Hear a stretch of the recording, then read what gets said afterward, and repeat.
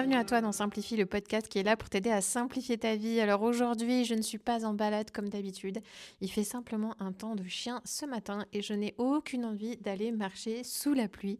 Donc, une fois n'est pas coutume, on va se retrouver ensemble pour papoter un petit moment, mais cette fois-ci en intérieur. Alors aujourd'hui, j'avais envie d'aborder un sujet important avec toi parce qu'en fait, c'est une cliente de notre parcours de coaching Simplifie qui m'a posé cette question.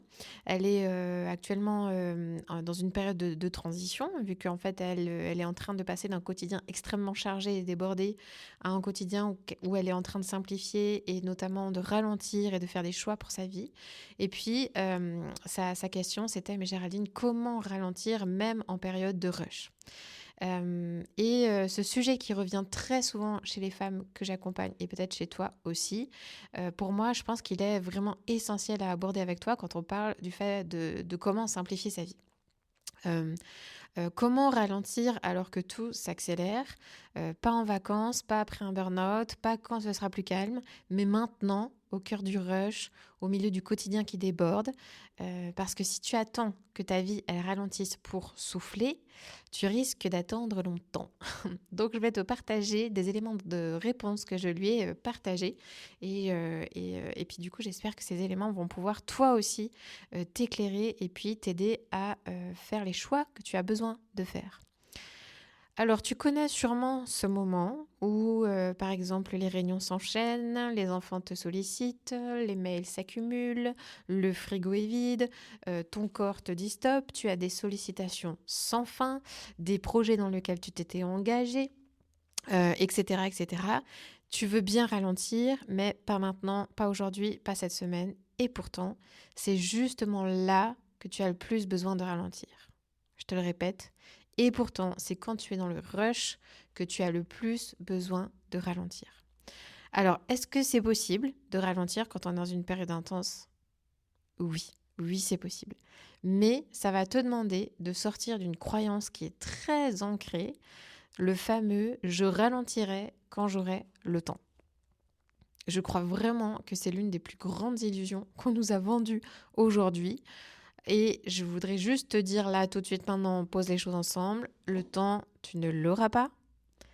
Et donc, c'est à toi de le créer. C'est toi qui dois le créer. C'est toi qui dois le reprendre. C'est toi qui dois le protéger.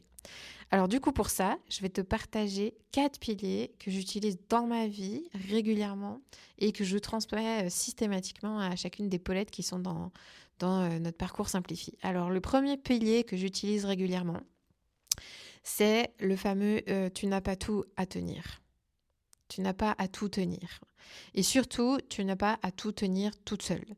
Donc la première chose que je fais en période de rush, en fait, moi, c'est de choisir mes batailles. Je me pose cette question simple. Là, qu'est-ce qui est vraiment essentiel pour moi?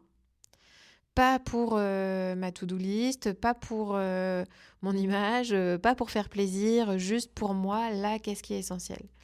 Et le reste, eh bien, je simplifie, je reporte, je délègue ou je laisse tomber, mais je fais des choix en conséquence. Tout ne mérite pas mon énergie dans ces moments-là. Et je ne suis pas faite pour absorber toute la pression du monde et toi non plus. Donc choisir tes batailles, ça veut dire choisir où est-ce que tu vas tenir bon et où est-ce que tu vas lâcher prise. Et comment est-ce que tu vas le savoir? Je te le répète, c'est en te posant cette question simple. Mais qu'est-ce qui est vraiment essentiel là pour moi dans cette période? Quelle est pour moi la priorité des priorités? Parce que dans cette période, je sais que tu vas penser que tout est prioritaire. Allez, je te challenge, va un cran au-dessus et demande-toi quelle est la priorité des priorités. Qu'est-ce qui doit tenir bon pour que tout le reste ne s'écroule pas? Quelle est la base de ton château de cartes? Ok? Donc ça, c'est le premier pilier. Le deuxième pilier que j'utilise très souvent, c'est le fait de prévoir l'après. Je prévois l'après-période de rush. Et c'est peut-être en fait ce que tu oublies le plus souvent. Et en fait, c'est vraiment ce qui change tout. Moi, quand je vois arriver une période très dense, très intense, par exemple un week-end en présentiel avec nos clientes, un déplacement professionnel pendant 4 jours, une semaine de lancement ou de challenge, etc. En fait, je bloque dès maintenant un moment pour souffler après. Et ça, je le ferai pas si j'ai le temps. Je le mets dans mon agenda comme un rendez-vous vital, un espace qui est bloqué. Donc ça va prendre plein de formes différentes selon aussi les semaines ou selon les circonstances. Ça va être une demi-journée off. Ça va être une heure juste pour moi. Ça va être 3 jours complètement off. Ça va être un week-end ailleurs. Ça va être etc., etc. Mais en fait, je vais prévoir mes espaces de récupération. Et je prends ce que je peux et j'ai même envie de dire ce mot-là, je le sanctuarise. C'est-à-dire que c'est un espace non négociable pour moi. Ça peut être un week-end que je vais bloquer en mode sur ce week-end, je ne mets rien, absolument rien, et je ferai uniquement ce que j'ai envie sur ce week-end. Et si tu te dis, moi, j'ai pas ce luxe, j'ai pas le même luxe que Géraldine, je t'invite à te poser une vraie question, c'est combien ça va te coûter de pas le faire ça. Voilà, voilà. Combien ça va te coûter de ne pas le faire. Donc systématiquement, prévois ta récupération. C'est exactement comme les sportifs. J'invente rien, hein, les périodes, les grands sportifs, les athlètes, ils ont leur période où ils sont où ils ont une haute intensité de comment on appelle ça, physique, d'effort, voilà, d'effort, mais ils ont systématiquement leur période de récupération. Et en fait, c'est comme ça que marche aussi tout simplement la gestion du stress. C'est OK d'avoir des périodes plus intenses, plus stressantes. Donc là, tu vas avoir ton niveau de cortisol qui va monter, monter, monter. Il va falloir qu'à un moment donné, ce niveau de cortisol, tu le fasses baisser parce que sinon, on va appeler ça après du stress chronique, de l'épuisement chronique. Donc accepte qu'il y ait des périodes où du coup, ton système hormonal a aussi besoin de redescendre et d'accepter des périodes de calme. Après ce deuxième pilier, je prévois l'après. Je te partage le troisième pilier que j'utilise très souvent, c'est le fait que je simplifie tout ce que je peux dans ces périodes-là. Je simplifie au maximum. Je passe en mode essentiel. Donc, les repas, par exemple, je vais faire très simple, très rapide, même répétitif. On va me manger 2 fois la même chose dans la semaine. Il va y avoir des repas de reste. Ça va être des assiettes que je vais très très vite assembler, mais je ne me prends pas la tête avec la cuisine.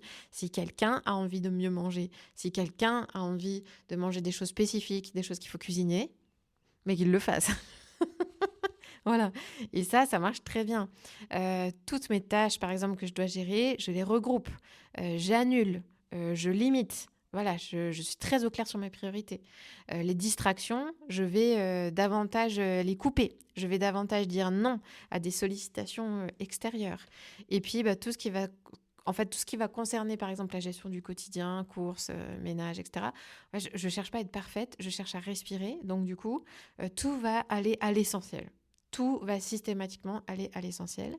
Et ce que je veux t'inviter à comprendre, c'est qu'en fait, ralentir, ça veut pas dire forcément faire moins, mais ça veut dire surtout faire moins compliqué. Je te le répète, ralentir, c'est pas forcément faire moins, mais c'est surtout faire moins compliqué. N'hésite pas à prendre des décisions pour alléger, simplifier, particulièrement dans ces périodes-là.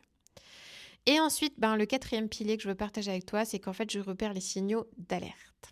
Alors, je vais t'encourager à faire ça aussi. C'est-à-dire qu'il y a des petites lumières rouges qui s'allument très souvent avant le crash. Mais encore faut-il les voir. Ces petites lumières rouges, la plupart d'entre vous qui êtes passés par un burn-out, dont le burn-out a été posé, diagnostiqué, ok. Ces lumières rouges, une fois que vous êtes reconstruite après ça, ces lumières rouges, vous les percevez très très vite. Voilà, parce que vous avez un nouveau radar qui s'est actionné, ok. Lorsqu'on n'est pas allé aussi loin dans l'épuisement, ces lumières rouges, elles sont pas évidentes à discerner. Et pourtant, elles sont combien essentielles pour justement t'éviter le crash. Donc, voici celles que je connais bien et que moi, je t'invite à observer. Observe ce moment où tu commences à faire plusieurs choses à la fois et où du coup, tu t'éparpilles. Voilà. Quand tu vois que tu commences à faire plusieurs choses à la fois et que tu t'éparpilles, warning. Un autre warning, c'est que tu n'arrives plus à prendre une décision simple.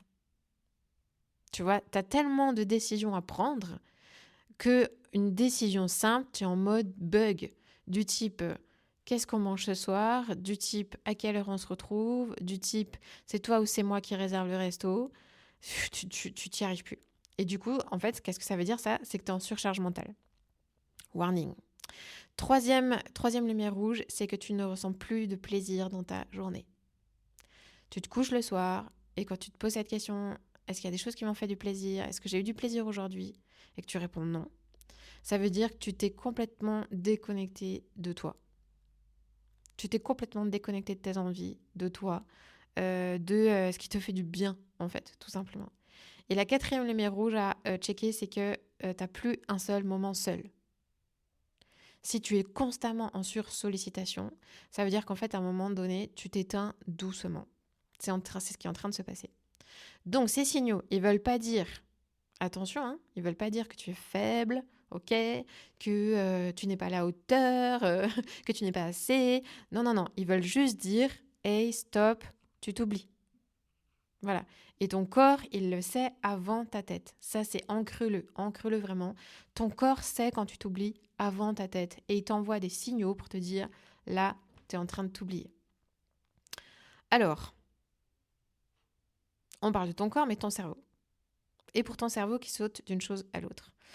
Bah écoute, j'ai envie de te dire, pas de panique. Ton cerveau, il n'est pas défaillant, ok? Lui, ton cerveau, il est entraîné à la dispersion. Le monde t'a habitué à réagir à tout. Les notifications, les enfants, les urgences, les mails, tu peux juste, toutes les demandes qui t'arrivent, ok? Mais ton cerveau, qui a été entraîné à la sursollicitation, tu peux le rééduquer. Ça, c'est la bonne nouvelle. Ça, c'est ce qu'on fait en travail de coaching, justement. Vu que là, on n'est pas dans une démarche de coaching ensemble et de travail ensemble pour rééduquer ton cerveau, sa manière de fonctionner, sa manière de penser, sa manière de réagir, je te propose là aujourd'hui une astuce, je vais y arriver, toute simple que j'utilise, c'est je m'entraîne à faire une seule chose à la fois. Et comment je fais ça dans ces périodes-là? En fait, j'ai souvent une feuille à côté quand je travaille, j'ai un petit carnet, j'ai un bloc-notes, j'ai toujours un truc où à côté de mon ordinateur, j'ai un stylo et j'ai un papier. Et dès qu'une pensée parasite arrive, du type « Ah oui, mais il faut que j'envoie un message à un tel. Ah, mais j'ai pas répondu ce mail. Ah, mais il va falloir que je fasse ci. Il faut que je fasse ça. Je démarre une tâche, ça me fait penser à une autre tâche, etc. » Au lieu d'aller dans cette tâche-là, je l'écris. Je l'écris systématiquement. Et puis, je continue ce que j'étais en train de faire. Et du coup, le résultat, c'est que mon cerveau, il se sent écouté. Et moi, je garde le cap. Voilà, ça me permet du coup de poser ça, de ne pas le garder dans ma tête et puis de pouvoir m'en occuper à un autre moment. C'est-à-dire que du coup, à la fin de ma journée ou à la fin de mon temps de travail, je vais regarder ce que j'ai écrit sur mon papier et je vais le basculer dans ma to-do list et le prioriser, le planifier. Voilà, et du coup, je sais que je ne manquerai rien. Je t'encourage franchement à essayer cette semaine parce que je t'assure que c'est hyper efficace. Juste un jour, tu fais le test et n'hésite pas à me dire comment ce test s'est passé pour toi. Écris-moi sur Instagram ou écris-moi par email. Tu as les liens qui sont dans la description si tu veux me contacter. Franchement, fais-le parce que moi, je serais très curieuse de voir ce que ça a pu donner pour toi. Alors, ce que j'aimerais que tu retiennes de tout ça, c'est que tu n'as pas besoin de 3 heures pour ralentir. En vrai, quand tu es dans une période de rush, sors-toi de la tête que tu as besoin d'avoir énormément de temps pour ralentir. Tu n'as pas besoin. Mais ce que tu as besoin, c'est de faire un choix. Un choix qui dit « je ne vais pas continuer à m'épuiser pour cocher des cases ». Un choix qui dit ma présence, ma vitalité, ma paix intérieure, elles valent plus que ma productivité. Donc oui, tu peux ralentir même en période de rush. Ça te demande d'être intentionnel. T'as pas besoin de tout changer, mais tu as juste besoin d'être intentionnel, un geste à la fois. Ok? Avec tout ça, écoute, j'ai envie de te remercier de m'avoir écouté. Et puis, si cet épisode t'a parlé, que tu vas aller plus loin, je t'invite à t'inscrire à ma newsletter du dimanche matin. Chaque semaine, je t'envoie un message comme une lettre d'ami, un message sincère, souvent réconfortant, parfois cash, parfois authentique, voilà, selon les envies que j'ai. Tu y trouveras des conseils concrets, des réflexions, des histoires perso. Et puis, tu seras tenu au courant de chaque nouvel épisode du podcast. Voilà, donc le lien d'inscription, il est juste en dessous de cet épisode. Et puis, moi, je te dis à très très vite. Prends bien soin de toi. Ciao, ciao.